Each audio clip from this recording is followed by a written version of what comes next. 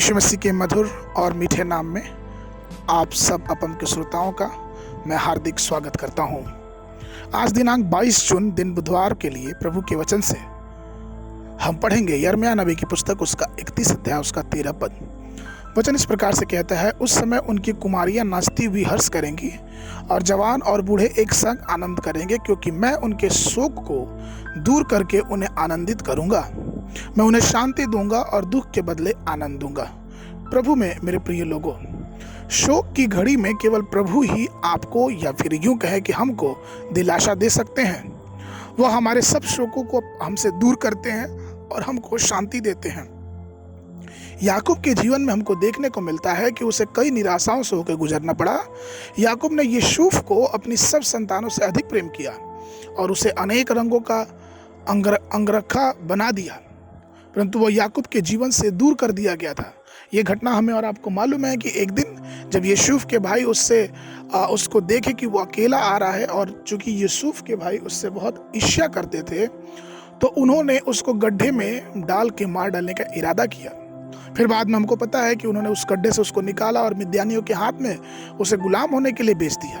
उन्होंने यूसुफ का जो अंग रखा था उसको उतार लिया और बकरी के एक बच्चे का कत्ल करके उसको मार के उसके लहू में डुबा दिया और उस अंगरखे को अपने पिता के पास ले गए। उत्पत्ति की पुस्तक उसका 37, 31 और 32 पद में हम इस वृत्तांत को पढ़ सकते हैं। और उन्होंने अपने पिता से कहा, और तब उन्होंने यूसुफ का अंगरखा लिया और एक बकरे को मार के उसके लहू में उसे डुबा दिया, और उन्होंने उस रंग बिरंगे अंगरखे को अपने पिता के पास भेज कर कहला दिया कि यह हमको मिला है, सो देख कर पहचान ले कि यह तेरे पुत्र का अंगरखा है कि नहीं। और वचन कहता है कि ऐसी खबर पाकर याकूब बहुत दुखित हुआ और वह उस सोच में बहुत परेशान हुआ कि किस प्रकार से उसके प्यारे और उसके प्रिय बेटे को जंगली जानवरों ने खाया होगा। लेकिन हमें और आपको पता है कि बहुत वर्षों के बाद यूसुफ अपने पिता को मिस्र में बुलाया और फिरौन के सामने खड़ा किया, और याकूब ने फिरौन को भी आशीर्वाद दिया। और उत्पत्ति की पुस्तक उसके 47 और 7 से 9 पद में अगर हम और आप वृत्तांत पढ़ते हैं तो वचन इस प्रकार से कहता है, तब यूसुफ ने अपने पिता याकूब को ले आकर फिरौन के सामने खड़ा किया और याकूब ने फिरौन को आशीर्वाद दिया। तब फिरौन ने याकूब से पूछा, तेरी अवस्था कितने दिन की हुई? याकूब ने फिरौन से कहा, मैं तो 130 वर्ष परदेसी होकर अपना जीवन बिता चुका हूँ। मेरे जीवन के दिन थोड़े और दुख से भरे हुए थे, और मेरे बाप दादे परदेसी होकर जितने दिन तक जीवित रहे उतने दिन का मैं अभी नहीं हुआ।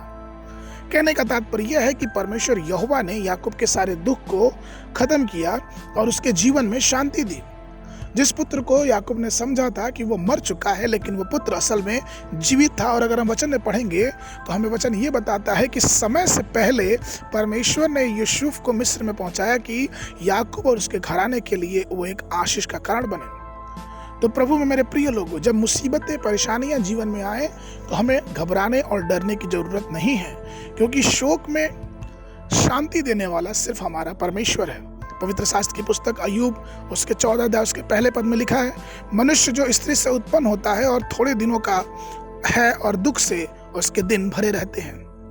मनुष्य का जन्म जब इस धरती पे होता है तो मनुष्य कभी भी कुछ भी करके अपने कष्टों से और अपनी परेशानियों से और अपने शोक से अपने आप को अलग नहीं कर सकता।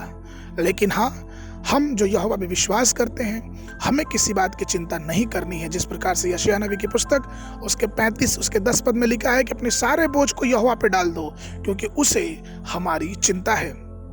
तो आइए अपने शोक के समय में हम उस असीम शांति की प्रार्थना करें, याचना करें जो परमेश्वर हमें दे सकता है। आज के मनन के लिए जो पद है वो लिया गया है सबोपदेशक की पुस्तक उसका 11 अध्याय उसका 10 पद। वचन कहता है, अपने मन से खेदे और अपनी देह से दुख दूर कर, क्योंकि लड़कपन और जवानी दोनों व्यर्थ है। बाइबल अध्ययन के लिए सुबह के समय एस्तर की पुस्तक उसका 6, 7 और 8 अध्याय, और संध्या के समय प्रेरितों के काम उसका 6 अध्याय।